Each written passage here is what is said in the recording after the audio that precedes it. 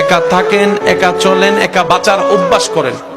কারণ এই পৃথিবীতে রবের উপর তাওয়াক্কুল করে যে একা থাকতে শিখে যায়, তাকে কেউ একা করে দেওয়ার আর ভয় দেখাতে পারে, তাকে ছেড়ে যাওয়া বলে আর কোনো ব্ল্যাকমেল করতে পারে।